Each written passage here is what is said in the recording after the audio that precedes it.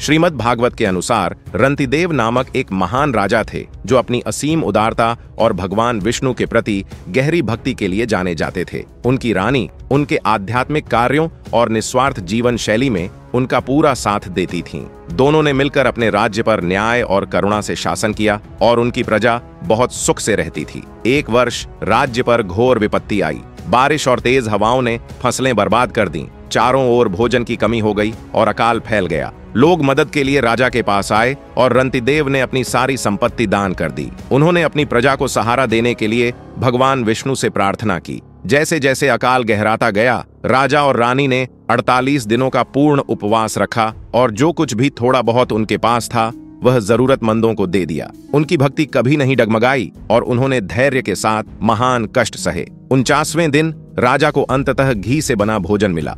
जैसे ही वे खाने की तैयारी कर रहे थे, एक ब्राह्मण भिक्षा मांगने आ पहुंचे। रंतिदेव ने बिना हिचकिचाए उन्हें सारा भोजन दे दिया। ब्राह्मण ने खाया और राजा की उदारता से प्रसन्न होकर चले गए। इसके तुरंत बाद एक शूद्र आया जो भूखा और कमजोर था। रंतिदेव ने बचा हुआ भोजन भी उसके साथ साझा किया। बाद में एक शिकारी अपने भूखे कुत्तों के साथ आया। राजा ने ठोस भोजन के अंतिम हिस्से भी उन्हें दे दिए। उनकी रानी चुपचाप उनके बगल में खड़ी रहीं और उनकी अटूट करुणा की साक्षी बनी। अंत में केवल एक छोटे बर्तन में पानी बचा था। रंतिदेव, जो प्यास से व्याकुल थे, उसे पीने के लिए उठाया। उसी क्षण एक चांडाल हाँफता हुआ आया और पानी के लिए गिड़गिड़ाने लगा। बिना एक पल भी हिचकिचाए राजा ने पानी की अंतिम बूंदें उसे दे दीं और भगवान विष्णु से प्रार्थना की कि वे उन्हें दूसरों के दुख को महसूस करने की शक्ति दें। अचानक वे मेहमान अपने असली रूप में प्रकट हुए। वे ब्रह्मा, विष्णु और महेश थे जो राजा के हृदय की परीक्षा लेने आए थे। रंतिदेव ने विनम्रता से उन्हें प्रणाम किया। ब्रह्मा, विष्णु और महेश ने